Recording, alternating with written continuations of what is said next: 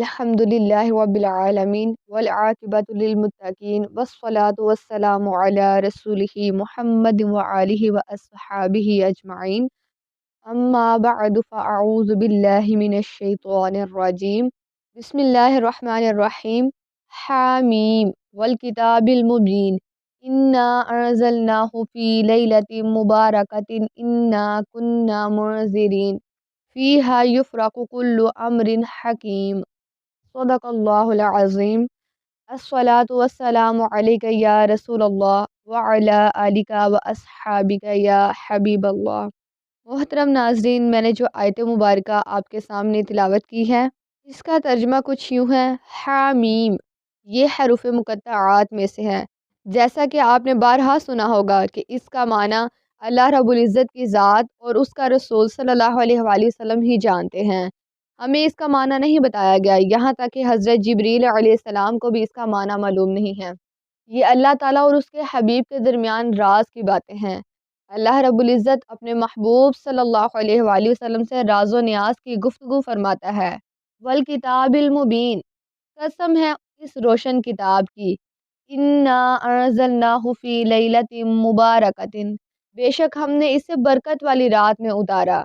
انا کنا منذرین، بے شک ہم ڈر سنانے والے ہیں۔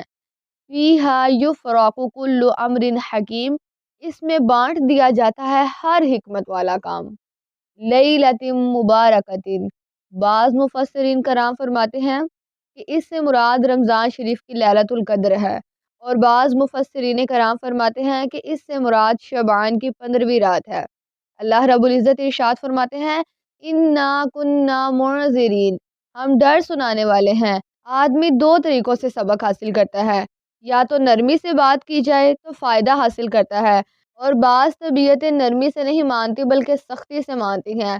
اللہ رب العزت فرماتے ہیں ہم ڈر سنانے والے ہیں، گناہ کرو گے، نافرمانی کرو گے تو سزا پاؤ گے، عذاب پاؤ گے، اور اگر فرما برداری کرو گے تو جزا ملے گی اور ثواب ملے گا۔ فیہا یفرق کل امر حکیم، اس رات میں ہر حکمت والا کام تقسیم کر دیا جاتا ہے۔ شب برات کے معنی کیا ہیں؟ شب برات، شب کے معنی فارسی میں رات کے ہیں، اور برات عربی کا لفظ ہے جس کے معنی لغت میں پاکیزگی اور بری ہونے یعنی چھٹکارا پانے، نجات حاصل کرنے کے ہیں۔ عام طور پر ہم اسے شب برات ہی کہتے ہیں، چونکہ اس رات میں بے شمار گناہ گاروں کی بخشش ہوتی ہے۔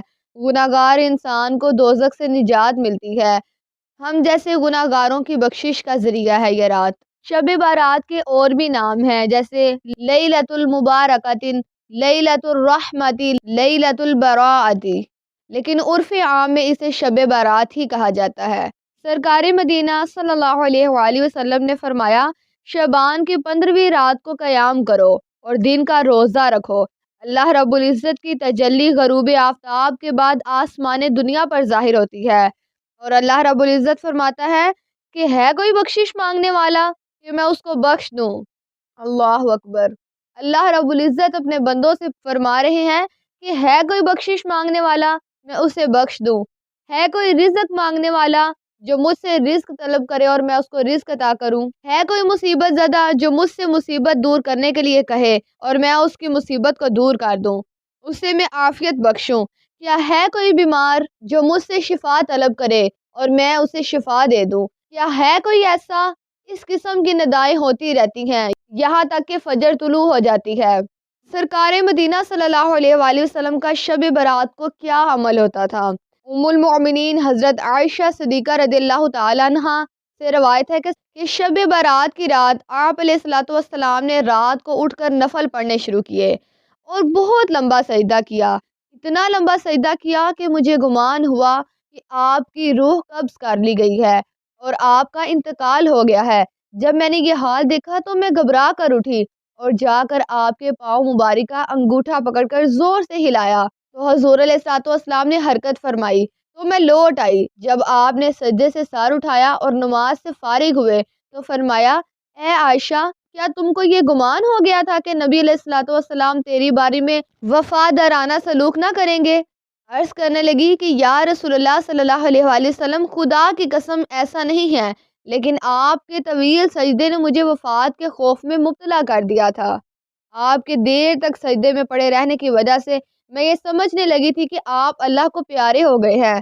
تو آپ علیہ الصلوۃ والسلام نے فرمایا کہ اے عائشہ، کیا تم جانتی ہو کہ یہ کون سی رات ہے؟ میں نے عرض کی اللہ اور اس کا رسول بہتر جانے۔ آپ فرمانے لگے اے عائشہ، یہ شعبان کی 15ویں رات ہے۔ اس رات میں عام بخشش ہے، بے شمار لوگوں کی بخشش ہے۔ بے شک اللہ رب العزت اس رات میں اپنے بندوں پر لطف و کرم کے ساتھ متوجہ ہوتا ہے، توبہ کرنے والوں کی توبہ کو قبول فرماتا ہے اور رحم چاہنے والوں پر رحم فرماتا ہے، اور دوسری طرف کینہ رکھنے والوں کو اپنی رحمت سے ٹالے رکھتا ہے۔ جیسے وہ لوگ اللہ سے دور ہیں، اللہ رب العزت ان کو ان کے حال پہ رہنے دیتا ہے۔ اللہ اکبر۔ حضور علیہ الصلوۃ والسلام فرماتے ہیں کہ اس رات میں اللہ رب العزت اپنے بندوں پر رحمت کے 300 دروازے کھول دیتا ہے۔ اللہ اکبر، سبحان اللہ۔ شعبان کی 15ویں رات فرشتوں کو آئندہ پورے سال کے لیے نئے سرے سے آرڈر دیے جاتے ہیں۔ اس رات کو پورے سال بھر کی اموات کا رجسٹر ملک الموت حضرت اسرائیل کے سپرد کر دیا جاتا ہے۔ اس میں نام لکھا ہوتا ہے، جگہ لکھی ہوتی ہے، موت کا وقت لکھا ہوتا ہے کہ فلاں آدمی کس وقت کس جگہ مرے گا۔ آدمی یہاں مکان تعمیر کرنے، شادی کرنے اور دوسرے دنیاوی کاموں میں مشغول ہوتا ہے، حالانکہ اس کا نام مردوں کی فہرست میں ہوتا ہے۔ اس لیے آپ نے اس رات کو ضائع نہیں کرنا۔ ہو سکتا ہے کہ ہم میں سے بھی کچھ لوگ ہوں جن کا نام ملک الموت کے رجسٹر میں لکھ دیا گیا ہو اور ہمیں کوئی خبر ہی نہیں۔